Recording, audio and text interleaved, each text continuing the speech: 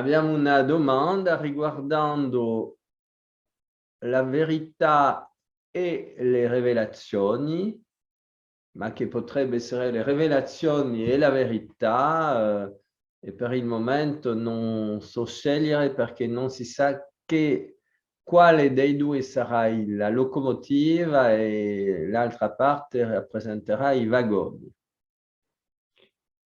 Le rivelazioni è una cosa estremamente interessante perché dà la capacità di proiettarsi nel futuro e di leggere nel futuro, perciò non solo proiettarsi, ma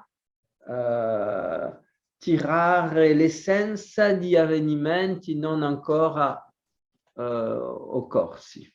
Mi sembra che ho fatto una conferenza dove si trattava di Cassandra nella mitologia greca.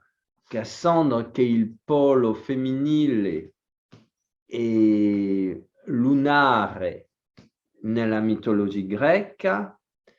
Lei aveva ricevuto il dono di profezia, nello stesso tempo era stata condannata a non essere mai creduta. Quella è una delle caratteristiche stupende di quelli che sono in anticipo sul loro tempo. Essere in anticipo sul suo tempo, purtroppo quasi sicuro siamo sul fatto che nessuno li crederà. E nello stesso tempo la gente è affascinata con le profezie. La gente rifiuta, diciamo, le predizioni, rigetta chi è in anticipo sul suo tempo, ma è affascinatissima sulle profezie. E come conciliare queste due attitudini così diverse? No. E perciò capite che le profezie riguardano dei tempi molto allontanati, mentre la gente che sta in anticipo sul suo tempo parla di cose che succederanno fra 10-20 anni. E perciò c'è una grande differenza. Quando le profezie sono estremamente lontane, la gente ha l'impressione di non essere, che non riguarda loro e che riguarderà le generazioni future, perciò possono andare, non hanno paura. Guardate le profezie di Nostradamus dal 1600, affascinano tutti. Guardate questo conflitto fondamentale interiore all'essere umano che vorrebbe conoscere tanto il futuro e che rifiuta di conoscerlo. Vi rendete conto? Incredibile. Perché c'è questa paura? Perché il futuro è la morte. Perciò il futuro uguale la morte, perciò vorrei tanto sapere ciò che mi succederà e nello stesso tempo non ho nessuna voglia di conoscerlo. Avete qua una chiave della fascino rigetto che l'essere umano ha delle profezie. Le profezie sono codificate, ma nessuno ha il codice. Sono codificate, significa che è sempre dopo che uno dice, ah, dopo gli avvenimenti, ah, è quello che voleva dire.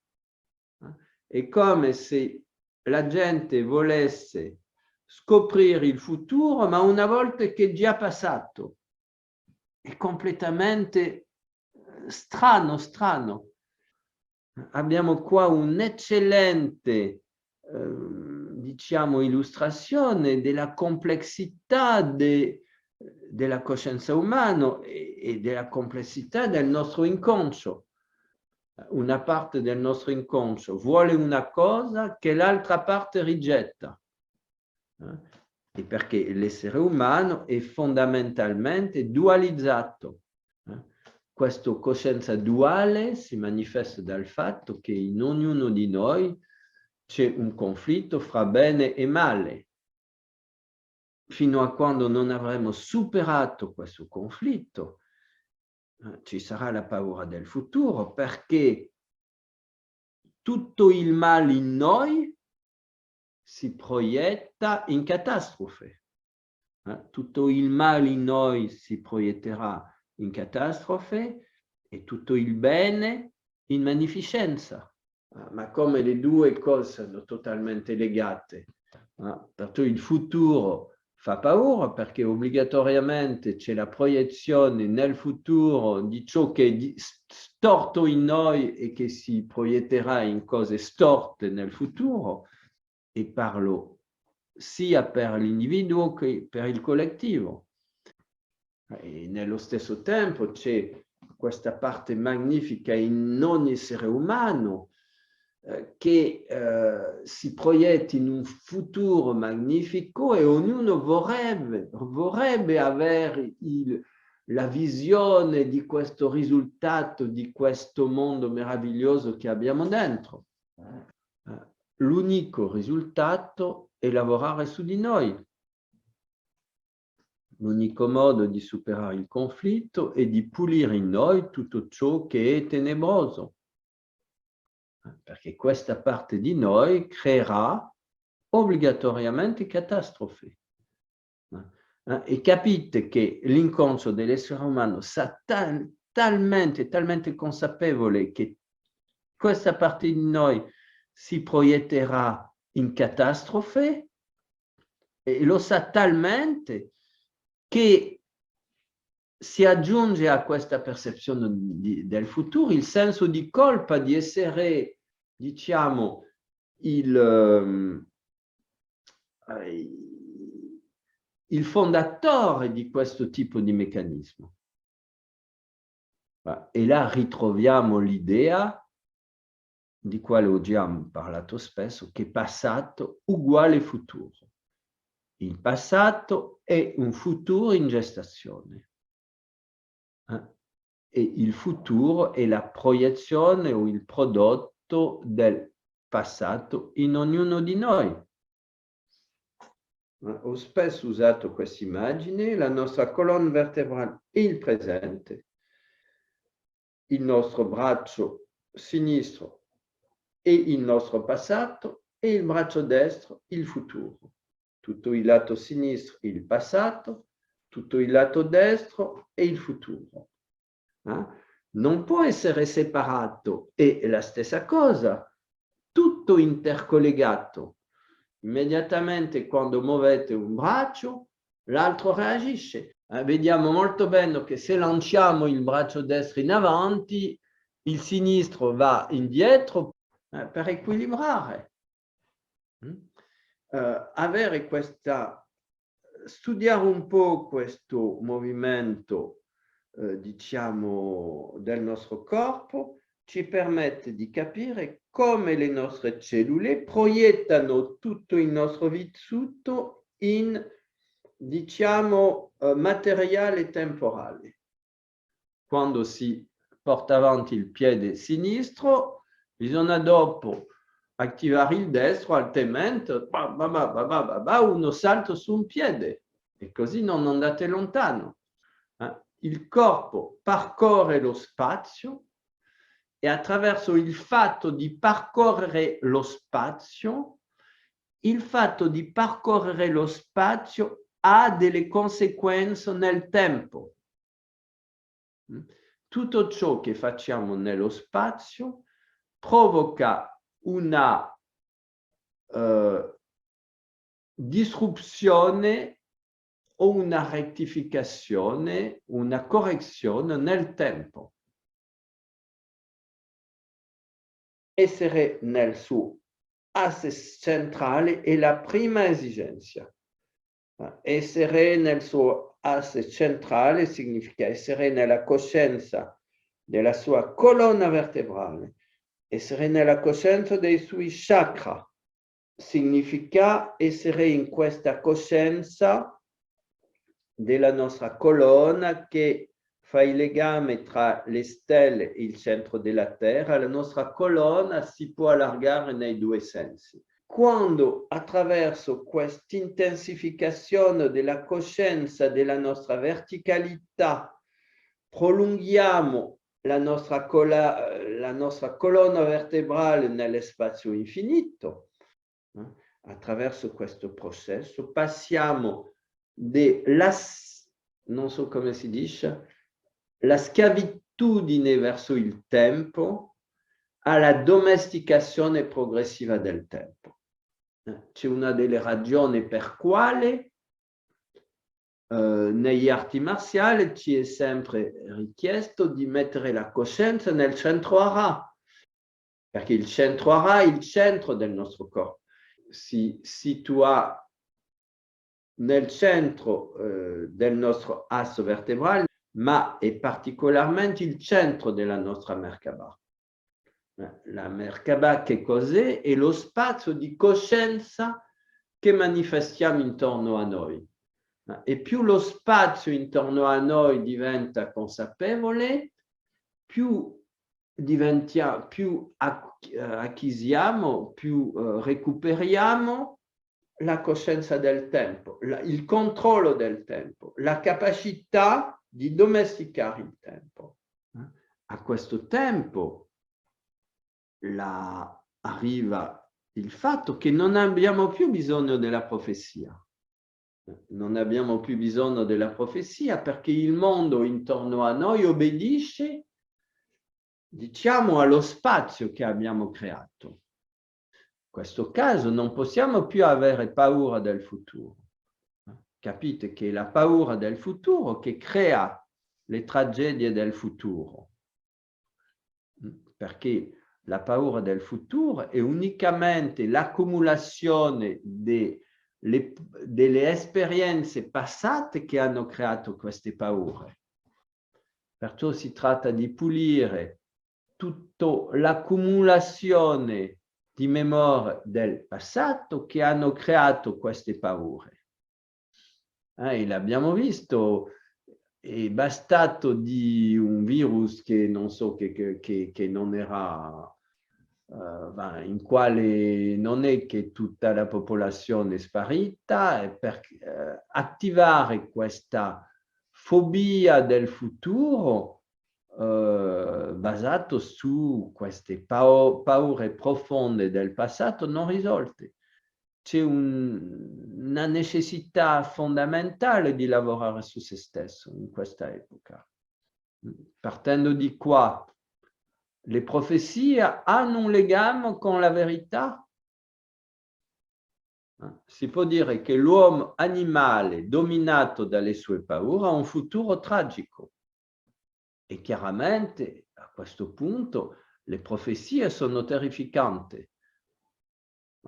Perciò la gente non ha nessuna voglia di sentire delle profezie perché sono terrificanti, e nello stesso tempo hanno sempre la speranza che le profezie saranno magnifiche.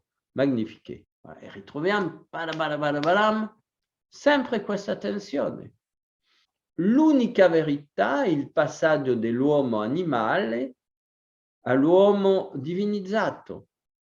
Questo significa l'uomo che ha un amore infinito per lui, che obbedisce alle leggi dell'universo e che ha un amore infinito nel suo cuore per tutto ciò che sta intorno a se stesso. Capite che obbedire alle leggi dell'universo è una cosa complicata perché significa che c'è un'obiettività delle leggi, ma avere un amore infinito nel suo cuore per tutto ciò che esiste, questa è la componente soggettiva della verità.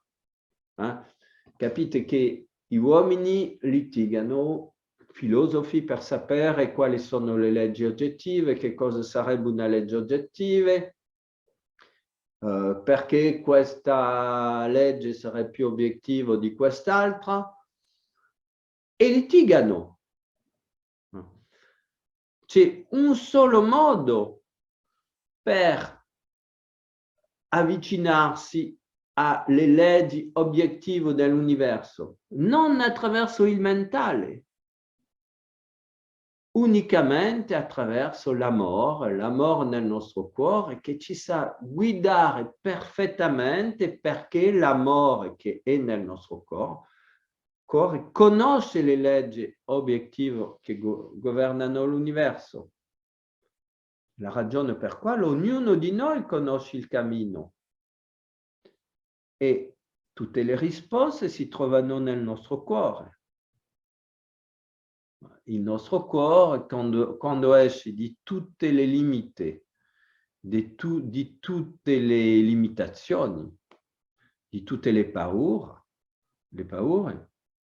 non ha assolutamente più bisogno delle profezie.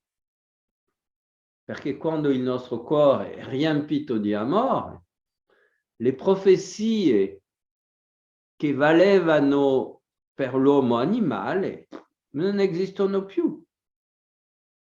L'uomo animale può vivere solo nella guerra, nella distruzione, nel conflitto, nella povertà, perché la povertà di spirito e la povertà fisica è la stessa cosa.